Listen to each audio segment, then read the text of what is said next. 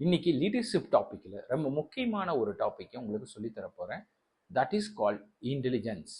இன்டெலிஜென்ஸுங்கிறது என்னது சார்? ஒரு நுண்ணறிவு சார். நுண்ணறிவுங்கிறது என்ன சார்? அது எப்படி சார் டெவலப் பண்றது அப்படின்னு பார்த்தீங்கன்னா, முதல் இன்டெலிஜென்ஸை எத்தனை வகைப்படுத்துறாங்க உலகத்துல பார்த்தீங்கன்னா, ஒரு 9 டைப் ஆஃப் இன்டெலிஜென்ஸை வகைப்படுத்துறாங்க. அப்போ டைப் 1 என்ன, டைப் 2 என்ன, டைப் 3 என்ன அப்படின்னு 9 நுண்ணறிவு இன்டெலிஜென்ஸை பற்றி நீங்கள் தெரிஞ்சுக்கணும். இந்த 9 இன்டெலிஜென்ஸும் எல்லாமே ஒரு குழந்தையோ ஒரு மேனேஜரோ பிறந்தவொன்னே அவங்களுக்கு வந்துடாது. ஒரு லீடர், ஒரு மேனேஜர் அந்த 9 இன்டெலிஜென்ஸை தனக்குள்ள ப்ராக்டிஸ் பண்ணி டெவலப் பண்ணணும். That is a more important. So அப்போ இன்டெலிஜென்ஸ் அப்படிங்கிறது என்ன, அதை எப்படி தனக்குள்ள இம்ப்ரூவ் பண்ணணும் அப்படிங்கிறதா இன்னையோட கிளாஸ். சரி, ஃபர்ஸ்ட் இன்டெலிஜென்ஸ் என்ன சார் அப்படின்னு பார்த்தீங்கன்னா, லிங்குவிஸ்டிக் இன்டெலிஜென்ஸ் அப்படின்னு சொல்கிறாங்க. What is a linguistic intelligence? Language intelligence. லாங்குவேஜ்னா என்ன சார்? நம்ம எந்த மொழியை பயன்படுத்துகிறோம், இங்கிலீஷ் பண்ணுறோம் இல்லை தமிழ் யூஸ் பண்ணுறோம் இல்லை வேற எனி லாங்குவேஜ், இந்த வேர்ல்டில் இருக்கக்கூடிய லாங்குவேஜை நம்ம பயன்படுத்துகிறோம் அப்படின்னா நம்மளோட வேர்ட்ஸ், சென்டென்ஸ், அது மூலமாக எவ்வளோ அழகா ஒரு காரியத்தை சக்ஸஸ் பண்ணுறோம், ரிசல்ட் கொண்டு வரங்க தான் முக்கியம். எவ்வளோ உலகப்பெரிய சொல்யூஷன் ப்ராப்ளமாக இருந்தாலும் ப்ராப்பராக கம்யூனிகேட் பண்ணுறோம்னா பெஸ்ட் சொல்யூஷன் வந்துடும். அதுதான் லிங்குஸ்டிக் இன்டெலிஜென்ஸ். அப்போ இந்த லிங்குஸ்டிக் இன்டெலிஜென்ஸை எப்படி நீங்கள் இம்ப்ரூவ் பண்ணுவீங்க அப்படின்னு சொல்லி பார்த்தீங்கன்னா, நம்ம எந்த லாங்குவேஜில் நம்ம கம்யூனிகேட் பண்ண போகிறோம், எந்த லாங்குவேஜ் மீடியம் செலக்ட் பண்ணியிருக்கோம் அப்படின்னு பார்த்துட்டு அதை சார்ந்த புக்ஸ் நிறைய எடுத்து அந்த வேர்ட்ஸை ஒவ்வொன்றையும் ஆழமாக அர்த்தத்தோட கற்றுக்கிட்டு ப்ராக்டிஸ் பண்ணுறோம், நிறைய புக் அதில் படிக்கிறோம், நிறைய நாலேஜ் கெயின் பண்ணிக்கிறோம் அப்படின்னு சொல்லி அதை பயன்படுத்தக்கூடிய அளவுக்கு டெய்லியும் நம்மளோட கான்வர்சேஷனில் ப்ராக்டிஸ் பண்ணுறோம் அப்படின்னா நம்மளோட லிங்குஸ்டிக் இன்டெலிஜென்ஸ் நல்ல இம்ப்ரூவ் ஆகும். லாங்குவேஜ், எனி லாங்குவேஜ்லேயும் இந்த இன்டெலிஜென்ஸ் இருக்கும். அதனால தான் இதை சொல்கிறேன்.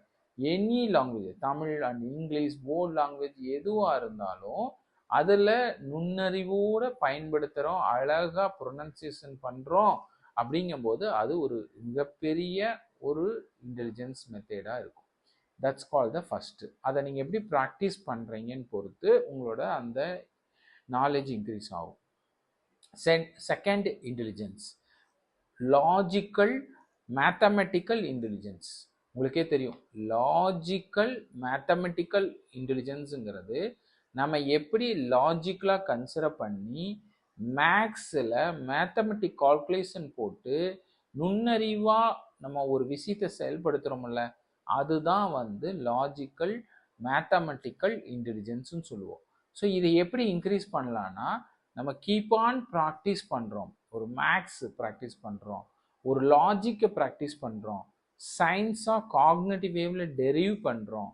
இந்த ப்ராக்டிஸ் இன்க்ரீஸ் பண்ணுறது மூலமாக நம்ம இந்த லாஜிக்கல் மேத்தமெட்டிக்கல் இன்டெலிஜென்ஸை நம்ம கொண்டு வர முடியும்.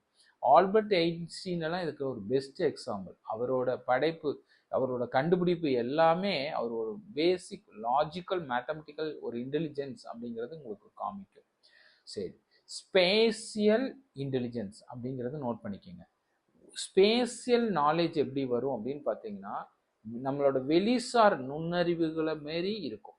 அதாவது என்ன, காட்சி அமைப்பு, விஷுவலைஸ் ஸ்பேஷியல் இன்டெலிஜென்ஸ்ன்னு சொல்லுவாங்க. இதை நம்ம காட்சிகளையும் தகவல்களும் நமக்கு கிடைக்கக்கூடிய இன்ஃபர்மேஷன்ஸையும் கேதர் பண்ணி அது ரிகார்டிங் நம்ம அனலைஸ் பண்ணி ப்ராக்டிஸ் பண்ணும்போது இந்த ஸ்பேசியல் நமக்கு இன்டெலிஜென்ஸ் வரும். இப்போ நம்ம ஒரு ஏரியாவில் ஒர்க் பண்ணியிருக்கோம், ஒரு எரர் நடந்திருக்கு, இல்லை ஒரு ப்ராசஸில் என்ன மிஸ்டேக் இருக்குங்கிறது சில டேட்டா கிடைக்குது. பட் நம்ம அந்த இடத்துல இருந்து அதை அப்சார்வ் பண்ணி எதனால் நடக்குதுன்னு ஐடென்டிஃபை பண்ணி அதை இம்ப்ரூவ் பண்ணுறோம் பாருங்க, that's call the spatial intelligence. அப்போ நம்ம எல்லாமே விசுவலைஸாக பார்த்து அதில் என்ன மிஸ்டேக் நடந்துன்னு பண்ணுவாங்க. இதெல்லாம் வந்து டிடெக்டிவ்ஸில், க்ரைமில் நிறையா ஒரு ஸ்பேஷியல் சார்ந்த அமைப்பில் வந்து இதை கண்டுபிடிச்சி அந்த தகவல் மூலமாக ப்ரிடிக்ட் பண்ணி ஒர்க் பண்ணுவாங்க. So that's call the spatial intelligence அப்படின்னு சொல்லுவோம். ஃபோர்த் இன்டெலிஜென்ஸ் பார்த்தீங்கன்னா மியூசிக்கல் இன்டெலிஜென்ஸ். உங்களுக்கே தெரியும், ஒரு மியூசிக்கல் இன்டெலிஜென்ஸ்னா ஒரு மலை வர வைக்க முடியும், ஒரு கடவுளை நீங்கள் இறங்கி வர வைக்க முடியும், குழந்தைய அழுகாம பண்ண முடியும், ஒரு மைண்ட்ஃபுல்னஸ் கொடுக்க முடியும், ஒரு ரிலாக்ஸேஷன் கொடுக்க முடியும். அப்படிங்கும்போது அந்த ஸ்கில்ஸ் எப்படி சார் டெவலப் பண்ணுறதுன்னா ப்ராக்டிஸ். நம்ம என்ன மாதிரி மியூசிக் ப்ராக்டிஸ் பண்ணுறோம், நமக்கு நேச்சுரலாக என்ன மாதிரியான ஸ்கில் மியூசிக்கலில் இருக்குது, வோக்கலில் இருக்குது, ஒரு லிரிக்ஸ் எழுதி பாடுறதுல இருக்குது, சிங்கிங்கில் இருக்குது, இல்லை ஒரு ஐட்டம்ஸ் எடுத்து நம்ம யூஸ் பண்ணி எக்யூப்மெண்ட்ஸ் யூஸ் பண்ணி வாசிக்கிறோம், ஒரு புல்லாங்குழல் யூஸ் பண்ணுறோம், ஒரு கீபோர்டு யூஸ் பண்ணுறோம், அப்படிங்கிற ஒரு கித்தார் வாசிக்கிறோம், ஒரு வீணை வாசிக்கிறோம், அப்படிங்கிறதெல்லாம் ப்ராக்டிஸ் தான். ஸோ இப்போ musical intelligence that's call the fourth. Fifth bodily kinesthetic intelligence. உங்களுக்கே தெரியும் பாடிலி கைனஸ்டிக் இன்டெலிஜென்ஸ்னா என்ன, நம்மளோட பாடி மூமெண்ட்டை நம்ம சொல்கிறத கேட்கறது. நிறைய பேர் சொல்லுவாங்க கண் அசைச்சு ஒரு பொருள் அசைச்சேன், ஒரு ஏரில் நான் ஒரு பொருளை மூவ் பண்ணிட்டேன், அந்த நுண்ணறிவு திறன் என்கிட்ட இருக்கு அப்படிங்கிறத சொல்கிறாங்கல்ல, அதுதான் பாடிலி கைனஸ்டிக் இன்டெலிஜென்ஸ் அப்படின்னு சொல்லுவாங்க, கைனஸ்டிக் இன்டெலிஜென்ஸ்னு சொல்லுவாங்க. ஸோ இப்போ இதை வந்து எப்படி மைக்கேல் ஜார்டன் எல்லாம் எக்ஸாம்பிள் சொல்லலாம். ஏன்னா அவர் பால் அவர் எப்படி மூவ் பண்ணுறாரு, கையில் எப்படி வைக்கிறாரு, எப்படி டீமை ரன் பண்ணுறாரு. ஸோ இதெல்லாம் பார்த்தீங்கன்னா அவரோட ஸ்ட்ரென்த், பாடியோட ஸ்ட்ரென்த். அவர் பாடி அவர் என்ன சொன்னாலும் கேட்குது. அப்போ எப்படி ஒரு ஜிம்னாஸ்டிக், ஒரு டான்ஸர், இவங்கெல்லாம் வந்து பார்த்தீங்கன்னா தன் பாடியை அவ்வளோ கண்ட்ரோல்டாக வச்சு தான் சொன்ன மாதிரி ஆக்ட் பண்ண வைப்பாங்க. ஸோ இப்போ இது வந்து ப்ராக்டிஸ் மூலமாக தான் உங்கள் பாடியை, உங்கள் வார்த்தையை எனர்ஜைஸை கண்ட்ரோல் பண்ணி மெயின்டைன் பண்ண முடியும். ஸோ இப்போ இதுதான் bodily kinesthetic intelligence. So interpersonal intelligence that's call the sixth. Sir interpersonal ஸ்கில்னா என்ன சார் அப்படின்னா, தன்னோட இன்டர்பர்சனலில் தன்னோட அதர்ஸை எப்படி எமோஷனலை மோட்டிவேட் பண்ணுறோம், இன்டர்பர்சனல் மூலமாக அவங்கள எப்படி மோட்டிவேட் பண்ணுறோம், அவங்க எப்படி ஐடென்ட் பண்ணுறோம், அவங்க எப்படி எனர்ஜைஸ் பண்ணுறோம், நம்ம எமோஷ்னல் அவங்களோட எப்படி பண்ணுறோம், இன்ட்ரோவர்ட் எக்ஸ்ட்ரோவர்ட் ஸ்கில் மூலமாக அவங்கள எப்படி நம்ம மேனேஜ் பண்ணுறோம் அப்படிங்கிறது இன்டர்பர்சனல் இன்டெலிஜென்ஸு. இன்டர்பர்சனல் இன்டெலிஜென்ஸ் என்ன, நம்ம அவங்களோட பழகிறது, அவங்க எமோஷனுக்கு ரெஸ்பான்ஸ் பண்ணுறது, ரெஸ்பெக்ட் பண்ணுறது, அவங்கள ஆக்டிவாக லிசன் பண்ணுறது, அந்த மாதிரி ஒர்க் பண்ணுறது தான் வந்து 9th இன்டர்பர்சனல் இன்டெலிஜென்ஸ் அப்படின்னு சொல்கிறோம் நம்ம. அப்போது 6th உங்களுக்கு புரிஞ்சிச்சு இன்டர்பர்சனல் இன்டெலிஜென்ஸ்னா என்ன. அப்போ இன்ட்ராபர்சனல் இன்டெலிஜென்ஸ் அப்படிங்கிறது நெக்ஸ்ட் 7th டாபிக். அப்போனா நம்மளை செல்ஃபோட நம்மளோட எமோஷன் இன்டெலிஜென்ஸில் நம்ம எப்படி நம்மளை மோட்டிவேட் பண்ணுறோம், நம்மளை எப்படி செல்ஃப் பேட் பண்ணுறோம், நம்மளை எப்படி அடுத்த லெவலுக்கு கொண்டு போகிறோம் அப்படிங்கிறது தான் வந்து இன்ட்ராபர்சனல் இன்டெலிஜென்ஸ்ன்னு சொல்லுவாங்க. இதை நம்ம ப்ராக்டிஸ் பண்ணுறது எப்படி, இன்டர்பர்சனல்ங்கிறது அடுத்தவங்களோட நம்ம ப்ராக்டிஸ் பண்ணி பண்ணுறது, இன்ட்ராபர்சனல்ங்கிறது நம்ம டிசிப்ளின், நம்ம டைமு, நம்ம மேனேஜ்மெண்ட்டு, நம்ம ரைட் டைமில் எந்திரிக்கிறது, நம்ம ரைட் டைமில் கேரக்டரைஸ் பண்ணுறது, நம்ம ஹெல்த்து ஷெட்யூல் ப்ரிப்பேர் பண்ணி டைமை கீப்பப் பண்ணி ஒர்க் பண்ணுறது, செல்ஃப் சேஞ்சஸ் இது கொடுக்கறது, இதெல்லாம் தான் வந்து இன்ட்ரபர்சனல் அண்ட் இன்ட்ராபர்சனலோட டிஃப்ரென்ஸ். அப்போ இன்ட்ரபர்சனல்ங்கிறது செல்ஃப் சேஞ்சஸ், செல்ஃப் பண்ணுறது, இன்ட்ரபர்சனல் அதர் பர்சனோட இன்ட்ராக்ட் பண்ணுறது அவங்க. ஸோ இது ப்ராக்டிஸ் மூலமாக நம்ம இம்ப்ரூவ் பண்ண முடியும். 8th naturalised intelligence. Naturalistic intelligence என்ன, இயற்கை சார்ந்த நுண்ணறிவு நமக்கு இருக்கணும். இயற்கை சார்ந்த நுண்ணறிவு எப்படி நீங்கள் டெவலப் பண்ணுவீங்க, மனுஷன் எப்படி வாழ்கிறான், அவனோட நேச்சுரல் என்ன, அவனோட பாண்ட் எப்படி இருந்தது, அவனோட ஃப்யூச்சர் எப்படி இருக்கும், ஃப்யூச்சர் கன்வர்ஷன் எப்படி கன்வெர்ட் ஆகி வந்திருக்கான் மனுஷன் பழைய லெவல்லேருந்து.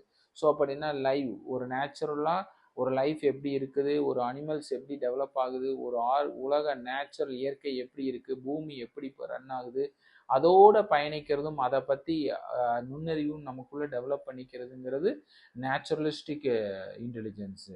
9th extensional intelligence. தனக்குள்ள இறுதியல் நுண்ணறிவுங்கிறது தான் எக்ஸ்டென்ஷன். வாழ்க்கையின் அர்த்தம், மரணம், பிரபஞ்சத்தில் மனிதன்கள் வந்து இடம்பெற்ற ஆழமான மற்ற உலகளாவிய கேள்விகளை பற்றி சிந்தித்து பிரதிலிக்கும் திறனாகும். அப்போ மனுஷனோட சிந்தனை எக்ஸ்டென்ஷன் இருந்தியல் நுண்ணறிவு. நம்மகிட்ட என்ன மாதிரி இருக்கணும், இந்த உலகம் எப்படி இருக்கும், பெஸ்ட் நீங்கள் கேட்கலாம் சார் யாருங்க சார் இப்படியெல்லாம் திங்க் பண்ணி பிரபஞ்சம் பற்றிலாம் ஃபீட்பேக் பிலாசபிலாம் சொல்கிறாங்க, யாரெல்லாம் அப்படி பண்ணுன்னா சாக்ரட்டிஸ். சாக்ரட்டிஸ் எல்லாம் பார்த்தீங்கன்னா அவர் நேச்சுரலாக சொல்லுவார், இதுதான் இயற்கை, இதான் முடிவு, இதான் இறப்பு அப்படின்னு சொல்லி அவர் சொல்லுவார். ஸோ அப்போ இதை வந்து யதார்த்தத்தை ஏற்றுக்கிறது, எமோஷனல் இன்டெலிஜென்ஸை கண்ட்ரோல் பண்ணி நம்மளோட இன்டெலிஜென்ஸை டெவலப் பண்ணுறது.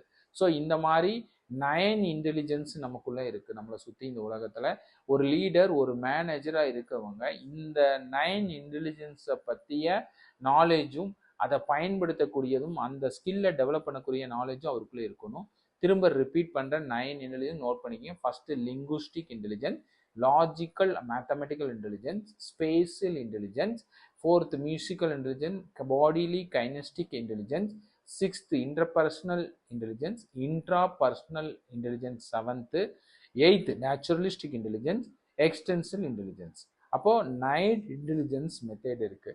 ஒரு லீடர் மஸ்ட் இந்த இன்டெலிஜென்ஸை இம்ப்ரூவ் பண்ணணும், அதை பயன்படுத்தக்கூடிய ப்ராக்டிஸ் அவருக்கு பண்ண தெரியணும்.